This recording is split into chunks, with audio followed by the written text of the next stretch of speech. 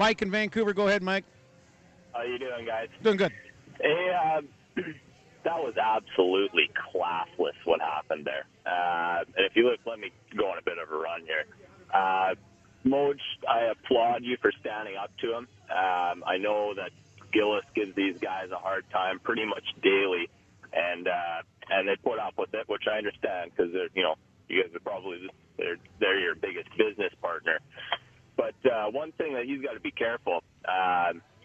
You guys will put up with it when they're winning, and he's doing a good job in the hockey operations department. But the minute this team starts to slip, if he walks around with a chip on his shoulder like that, he's going to lose a lot of goodwill in this town. Thanks for the call, Mike. Let's go to Steve in White Rock. Go ahead, Steve. Hi, good morning, guys. Yeah, and I tend to agree with Barry about the thing that the point that GMs and players will often say things for public consumption that they don't necessarily believe fully in their heart.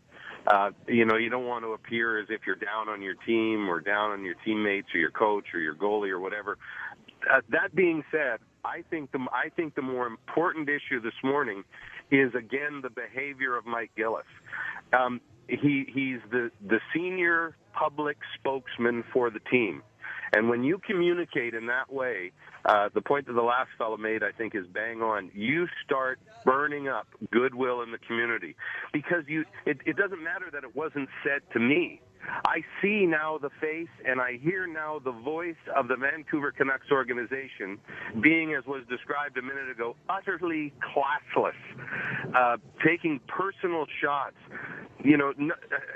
being about as derogatory on a personal level on the air as is allowed. Thanks, Steve. Appreciate the call. Let's go to Brian in Vancouver. I would agree. I think it was condescending. Brian, go ahead.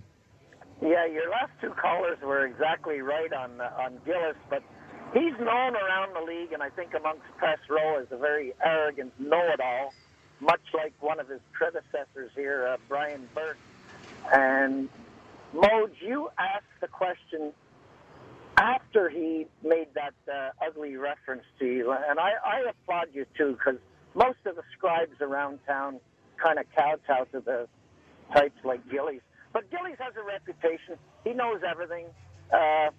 Let's see where he goes with that. And as far as a sleep doctor, that's not an innovative move that he made. Scotty Bowman was doing this 25 years ago. He'd have a plane put down in the middle of the country. Thanks, Brian. Appreciate the call. It's fairly novel here, and that's what matters. It's novel to this market. We're on the West Coast. Scotty Bowman's coached in Montreal, Buffalo, Detroit, where flight wasn't nearly the issue it was here, so you can't rip him on everything. Steve in Burnaby. Go ahead, Steve.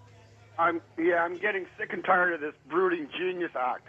The patronizing, condescending GM that we have knows everything more than just a piddling little sports reporter. He's lucky that he was handed Ehrhoff from a team that had to get rid of money. Dimitra, the fraternity you came from, Mike, was Gilles Lupien and Brian Lawton. And now you've come to a fraternity of Mike Milbury and Bobby Clark.